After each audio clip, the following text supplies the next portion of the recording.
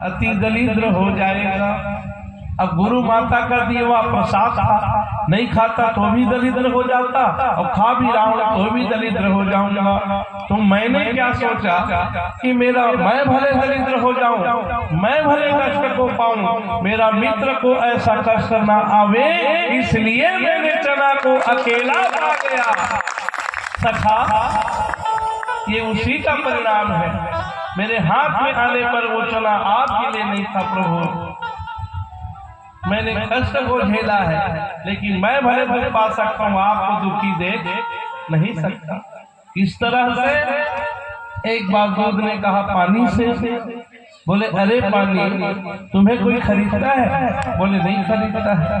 तुम्हारा कोई रेट नहीं है? बोले अच्छा, तो एक काम करो, मुझसे दोस्ती कर लो। बोले ठीक है, मैं दोस्ती कर लेता हूँ। पानी दूध के साथ मित्रता की, मिल गए, दोनों दोस्त बन गए। अब दूध वाले जो है दूध में पानी डाल दिया, मित्र बन गए। अब गंजी में मालिक उसको लिया और जब आग की तरफ ले गए, आग में जब रखे ना तो पानी क्या कहता है मालूम है? मैं जल जाऊंगा मित्र, लेकिन आपको जलने नहीं दूंगा। अपने मित्र की रक्षा के लिए पानी जल करके भाप बन करके ऊपर उड़ जाता है जी, लेकिन दूध को जलने नहीं देता। इसी तरह से अपने मित्र को कभी भूल करके भी कष्ट में पड़े हुए मत देखना बंधो, क्योंकि मित्रता की वो गाढ़ी सूत्र है। स्वयं कष्ट में सह करके, दुख सह करके, स्वयं कष्ट में रह करके जो अपने मित्र को सुख प्रदान करते हैं वही सुखी रहते हैं। सुदामा जी ने पोटली दी, एक मुट्ठी भगवान ने खाया, दूसरा मुट्ठी खाया। रुक्मणी तीसरे बार हाथ को पकड़ लेती है, महाराज का लाया हुआ है स्वामी, हम लोग भी प्रसाद पाना चाहते हैं, हमारे लिए भी तो प्रसाद। एक बार में एक लोग, दो बार में दो लोग का अधिपति भगवान श्री कृष्ण ने सुदामा को बना दिया बंधु। ऐसे ऐश्वर्य भगवान ने प्रदान किया अपने मित्र को। अब जो है ना, आप कष्ट नहीं पाओगे। जो जीव भागवत के पास आ गया, भगवान कृष्ण के साथ जुड़ गया, अब उनके दुख भी दूर हो जाएगा। सुदामा की तरह आप सबके भी कष्ट भगवान दूर करें, क्योंकि आप भी द्वारिका में आ गए हो, कथा में आए हो। सुखदेव जी बोले राजा परीक्षित, पत्नियों के बारे में जब बताया भगवान ने तो 16,108 पटरानियां, सब लोग जल लेकर के आए, भोजन लेकर के आए।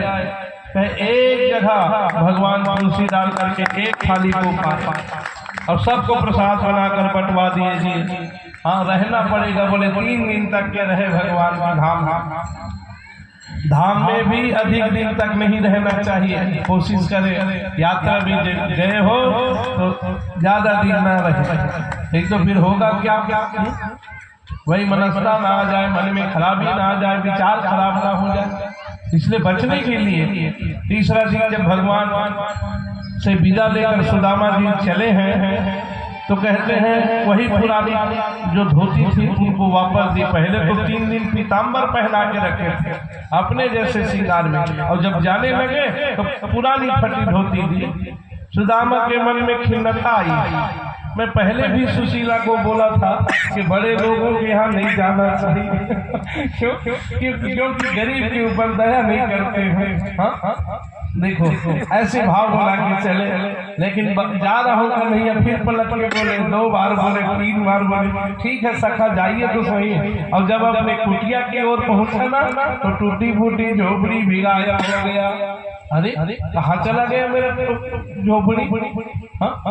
तब देखे सज धज की दुल्हन की तरह राजभवन से जब सुशीला निकलती है, पूरा हार सजा हुआ है जी। सुदामा नहीं पहचान पाया, और उसी समय भगवान गोविंद को धन्यवाद दिया है कि धन्य है मित्र, आप प्रत्यक्ष होकर के कुछ भी नहीं दिए, आप प्रत्यक्ष रूप में सब कुछ मुझे प्रदान कर दिए। बोलो कृष्ण चंद्र भगवान की।